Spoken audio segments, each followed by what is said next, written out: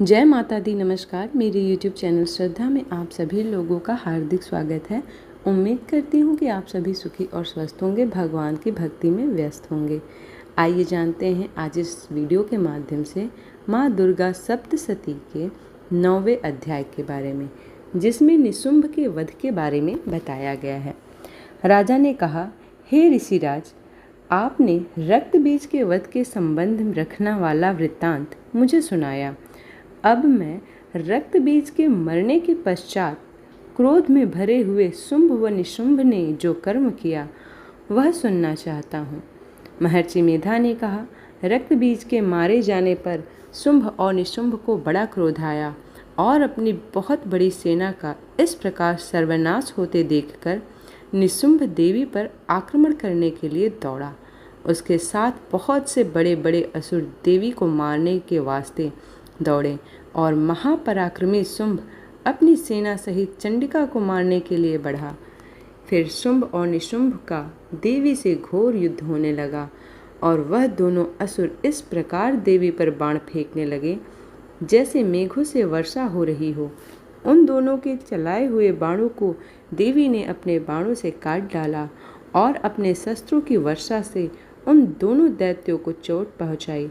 निशुंभ ने तीक्ष्ण तलवार और चमकती हुई ढाल लेकर देवी के सिंह पर आक्रमण किया।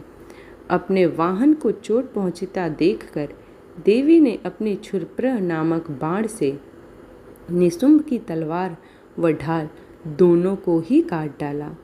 तलवार और ढाल कट जाने पर निशुंभ ने देवी पर शक्ति से प्रहार किया। देवी ने अपने चक्र से उसके 2 टुकड़े कर दिए। फिर क्या था, दैत्य मारे क्रोध के जल भुन गया और उसने देवी को मारने के लिए उसकी ओर शूल फेंका, किंतु देवी ने अपने मुक्के से उन्हें चूर चूर कर डाला। फिर उसने देवी पर गदा से प्रहार किया। देवी ने त्रिशूल से गदा को भस्म कर डाला। इसके पश्चात वह फरसा हाथ में लेकर देवी की ओर लपका। देवी ने अपने तीखे बाणों से उसे धरती पर सुला दिया। अपने पराक्रमी भाई निशुंभ के इस प्रकार मरने पर शुंभ क्रोध में भरकर देवी को मारने के लिए दौड़ा। वह रथ में बैठा हुआ उत्तम आयुधों से सुशोभित अपनी 8 बड़ी बड़ी भुजाओं से सारे आकाश को ढके हुए था। शुंभ को आते देखकर देवी ने अपना शंख बजाया और धनुष की टंकोर का भी अत्यंत दुस्सह शब्द किया। साथ ही अपने घंटे के शब्द से, जो कि संपूर्ण दैत्य सेना के तेज को नष्ट करने वाला था, संपूर्ण दिशाओं में व्याप्त कर दिया। इसके पश्चात देवी के सिंह ने भी अपनी दहाड़ से, जिसे सुन बड़े बड़े दानव, बड़े बड़े बलवान का मद चूर हो जाता, आकाश, पृथ्वी और 10 दिशाओं को पूरित कर दिया। फिर आकाश में उछलकर काली ने अपने दांतों तथा हाथों को पृथ्वी पर पटका।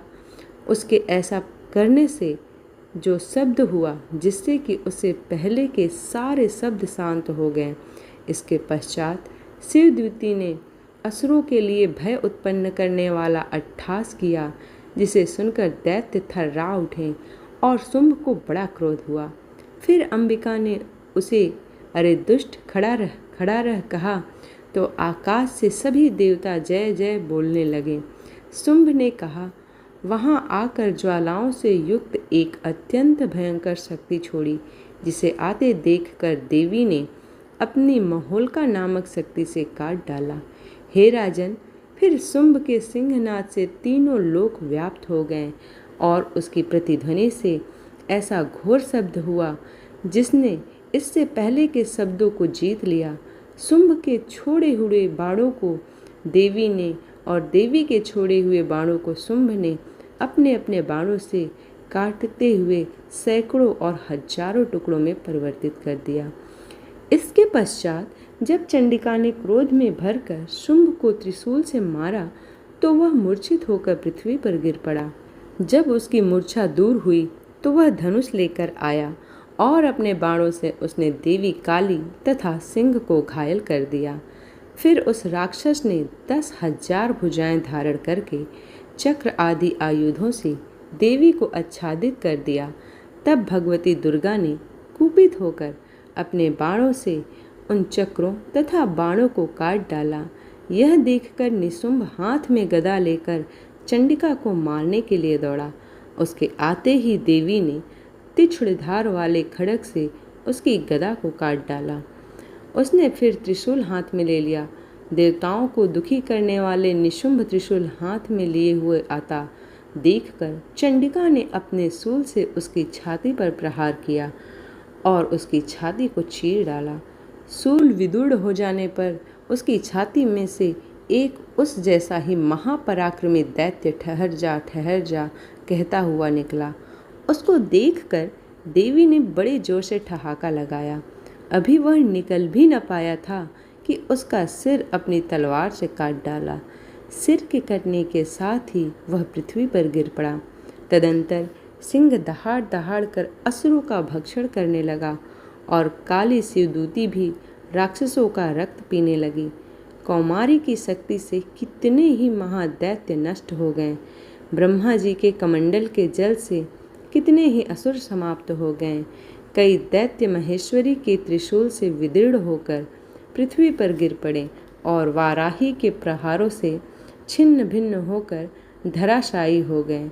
वैष्णवी ने भी अपने चक्र से बड़े बड़े महापराक्रमियों को कचमुम्मर निकालकर उन्हें यमलोक भेज दिया और इंद्र से कितने ही महाबली राक्षस के टुकड़े टुकड़े हो गए। कई दैत्य मारे गए, कई भाग गए, कितने ही काली शिवदूती और सिंह ने भक्षण कर लिए। इस प्रकार माँ दुर्गा सप्तशती का 10वां अध्याय समाप्त होता है। उम्मीद करती हूँ कि आज की ये वीडियो आप लोगों को पसंद आई हो। वीडियो पसंद आई हो तो वीडियो को लाइक करें, शेयर करें और चैनल को सब्सक्राइब करें। इसी प्रकार की पूजा पाठ और भक्ति भाव से जुड़ी हुई वीडियोस को प्राप्त करने के लिए चैनल को सब्सक्राइब करना ना भूलें। मिलते हैं अगले अध्याय में, तब तक के लिए जय माता दी।